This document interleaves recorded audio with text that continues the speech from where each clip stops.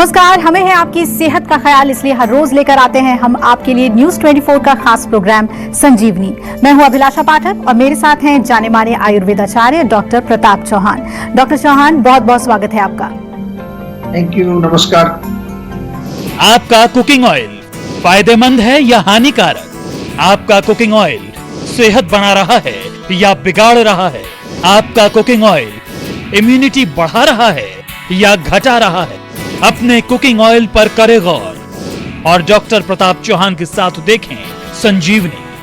खाना सभी के घर में बनता है और खाना पकाने के लिए कुकिंग ऑयल भी सभी के घरों में इस्तेमाल होता है। लेकिन कुकिंग ऑयल पर आपने कई लोगों की कई तरह की बातें सुनी होंगी। कोई कहता है रिफाइन ऑयल मत खाओ, तो कोई कहता है कोलेस्ट्रॉल बढ़ा है तो सरसों का तेल मत खाओ, कोई कहता है ऑलिव ऑयल में खाना पकाओ, तो कोई कहता है मूंगफली का तेल फायदेमंद है। तेल कोई भी हो, शरीर के लिए कितना फायदेमंद और कितना नुकसानदायक है? कौन सा तेल आयुर्वेद के नजरिए से फिट कहा जा सकता है? आइए जानते हैं डॉक्टर चौहान से। डॉक्टर चौहान, आयुर्वेद में तेल का क्या महत्व है? तेल के क्या गुण आयुर्वेद में बताए गए हैं? देखिए, बहुत अच्छा विषय आपने लिया है। खास तौर से जैसा आपने कहा, बहुत सारा कंफ्यूजन भी है इस एरिया में। कुछ लोग कहते हैं ये वाला तेल अच्छा है, कोई कहते हैं ये वाला खराब है। तो हम थोड़ा सा आयुर्वेद की दृष्टि से पहले तो ये समझ लें कि तेल का क्या महत्व है। जैसे आपने पूछा है, तो हमारे स्वास्थ्य के लिए काफी महत्वपूर्ण है ऑयल। आयुर्वेद की दृष्टि से अगर देखें, जनरली हमारे शरीर में विशेष रूप से जोड़ों में, नर्वस सिस्टम में लुब्रिकेशन देता है। अगर हम तेल का सेवन नहीं करेंगे तो ड्राइनेस हो जाएगी। वात को बैलेंस रखने में तेल का बहुत बड़ा इंपॉर्टेंस है, क्योंकि वात जो है वो ड्राइनेस पैदा करती है हमारे शरीर में। मूवमेंट कराती है, जगह जगह चल रही है, और जब मूवमेंट होती है तो वहां पर फ्रिक्शन होता है, घर्षण होता है। घर्षण पैदा होने से क्या होगा? ड्राइनेस होगा। जैसे कोई मशीन होती है, आपकी कार है, मोटर बाइक है, या जो भी मशीन है, उसमें जो मूवमेंट्स होती हैं तो वहाँ ऑयलिंग जरूरी होती है। तो इसलिए तेल का बहुत महत्व है। आयुर्वेद की दृष्टि से अगर हम देखें तो तेल का प्रयोग तो हम एक्सटर्नली भी, इंटरनली भी, और वैसे भी रख रखाव के लिए, आपकी मेंटेनेंस के लिए भी तेल का प्रयोग बहुत जरूरी है। तेल जो है हमारे शरीर की ड्राइनेस को तो दूर करता ही है, लेकिन साथ साथ हमारे बॉडी में ताकत भी देता है। मसल्स को ताकत देता है, नर्वस सिस्टम को ताकत देता है, हमारे त्वचा के जो छिद्र हैं उनको ओपन करके टॉक्सिन्स को बाहर निकालता है। और जैसा कि आयुर्वेद में हम आपको बताते हैं कि आयुर्वेद में कई तरह से तेल का प्रयोग लिखा है। एक तो कुकिंग के लिए तो होता ही है, खाना बनाते हैं तो उसमें हम तेल का प्रयोग करते हैं। मसाज के लिए जो तेल की जो मालिश होती है, अभ्यंग इसको हम आयुर्वेद में बोलते हैं। नाक में तेल डाला जाता है, नस्से बोलते हैं। जो तेल को मुंह में डाल करके गार्गलिंग कहें या उसको कुल्ला करना बोलते हैं, ऑयल पुलिंग जिसको आजकल हम बोलते हैं, वो भी है।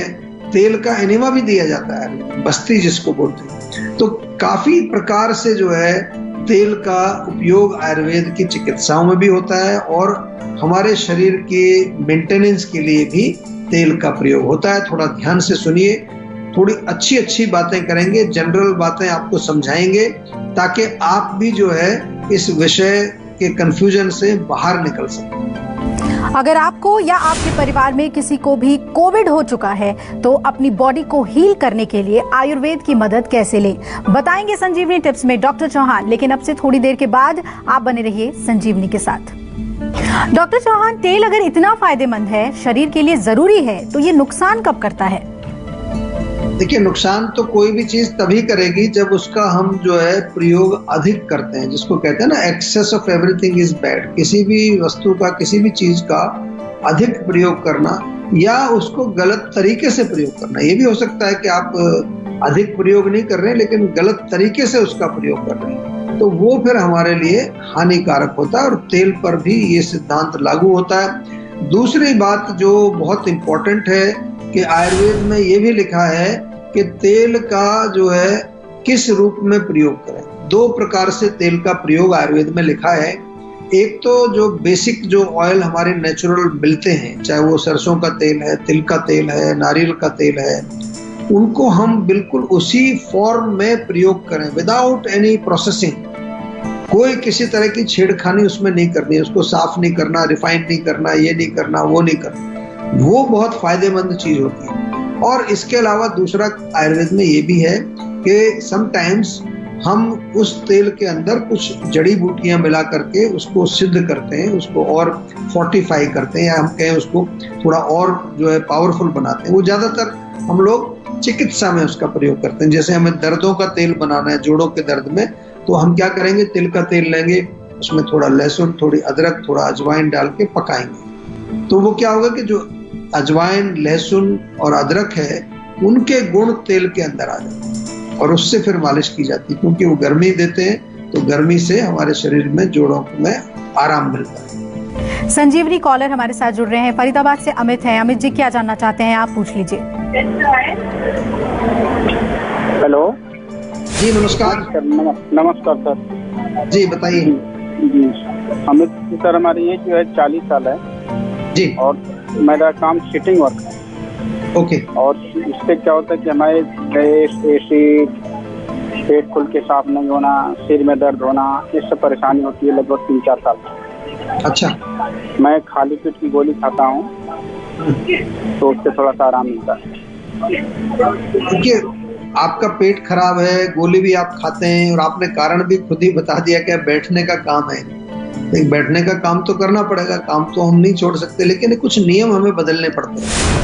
आप एक नियम बना लीजिए कि हर 1-1.5 घंटे में, या मैक्सिमम 2 घंटे, वैसे तो 1 घंटा अच्छा रहता है, हर घंटे में आपको खड़ा होना है सीट से, और कम से कम 3-4 मिनट आपको थोड़ा टहलना है। चाहे वॉशरूम जाएं तो अपनी सिस्टम कुर्सी के पास ही आप खड़े होकर थोड़ा स्ट्रेचिंग कर लें, ये बहुत जरूरी है। दूसरा, इसके साथ साथ जो है, आप जब बैठने का काम करते हैं तो उस समय खाना लाइट होना चाहिए। कई बार क्या बैठने का काम है, लंच भी बहुत हैवी खा रहे हैं। और तीसरी चीज कि आपको रेगुलर, नियमित रूप से मॉर्निंग में एक्सरसाइज जरूर करनी चाहिए।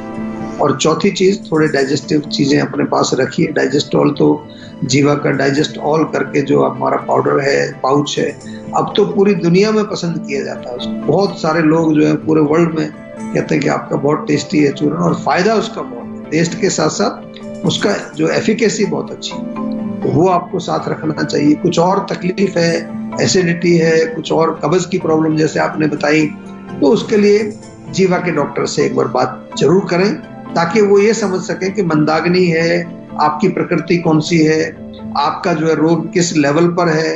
वो सारी चीजें समझ करके फिर हम आयुर्वेद में आपको पर्सनलाइज्ड मेडिसिन बना करके देते हैं, ताकि आपका रोग जो है वो अच्छी तरह से, बिल्कुल जो उसका रूट कॉज जो वात पित्त कफ के दायरे में आता है, उसको हम बैलेंस करके उसको ठीक कर सकते हैं।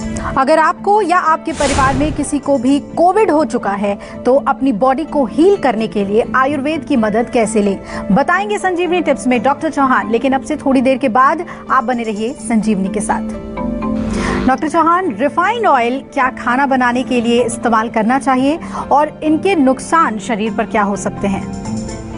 देखिए, जैसा मैंने कहा कि अगर हम आयुर्वेद की दृष्टि से देखें, जो हमारा हजारों वर्ष पुराना जो ये मेडिकल साइंस है, और उसमें बहुत सारी चीजें आज विश्व भर में जो है प्रूव हो रही है कि जो कुछ उसमें लिखा है बहुत अच्छा लिखा है, और आज लोगों को जो है उसका एक दोबारा से एक रिवाइवल भी हो रहा है, लोग उसको अपना भी रहे हैं। तो आयुर्वेद में लिखा है कि हमारा शरीर जो है वो प्राकृतिक चीजों से ही स्वस्थ रहता है। तो यदि हमारा जो है, जो ये मूल सिद्धांत हमारा ही है, तो इसका मतलब कि जो तेल है, तो तेल भी हमें प्राकृतिक रूप का ही प्रयोग करना चाहिए। आपने रिफाइंड ऑयल की बात की, तो रिफाइंड ऑयल के बारे में बहुत सारे आपने सुने होंगे, चर्चा बहुत सारी लोग बातें करते हैं कि ये नुकसान करता है, कोई कहता है कि इसमें ये गुण होता है, अलग अलग बातें हैं। और आजकल तो जो मीडिया का, जो सोशल मीडिया पर बहुत सारी कमेंट्स आपको मिल जाते हैं। मैं थोड़ा सा जितना मुझे रिफाइनिंग प्रोसेस का जो मालूम है, मैंने देखा, उसका पढ़ा मैंने, तो उसमें ये पता चला कि एक तो उसको बहुत हाई टेम्परेचर पर हीट किया जाता है, जो नेचुरल ऑयल है, तो उससे कुछ उसकी नेचुरल जो गुणवत्ता उसमें होती है, जो उसमें क्वालिटी होती है, जो गुण होते हैं, वो डेफिनेटली वो नष्ट होते हैं। दूसरा, उनका टेस्ट, उनका स्मेल और उसकी शेल्फ लाइफ बढ़ाने के लिए भी उसमें कई तरह की प्रोसेसिंग की जाती है, जैसे हाइड्रोजनेशन उसमें करते हैं। और ये जब प्रोसेसिंग की जाती है तो उसमें भी उसकी जो प्राकृतिक स्वरूप है वो बदल जाता है उसका। और ऑफ कोर्स इसके अलावा आपने देखा होगा कई बार उसमें कुछ चीज़ें डालते हैं, विटामिन डालते हैं, कुछ और उसमें न्यूट्रिएंट्स डालते हैं, कुछ चीज़ों को निकाल लेते हैं उसमें से। तो ये जो डिफरेंट टाइप्स की जो प्रोसेसिंग होती है, ये उसकी नेचुरल क्वालिटीज़ को एक प्रकार से खराब करती है, ये मैं कह सकता हूँ। और इसीलिए हम आयुर्वेद में आपको बार बार एक ही चीज़ कहते हैं कि आप जो है नेचुरल फॉर्म में ही चीज़ों का प्रयोग करें।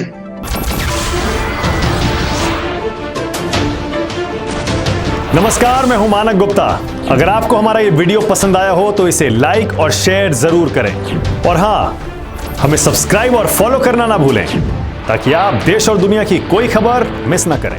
तो जुड़े रहिए हमारे साथ और देखते रहिए News 24।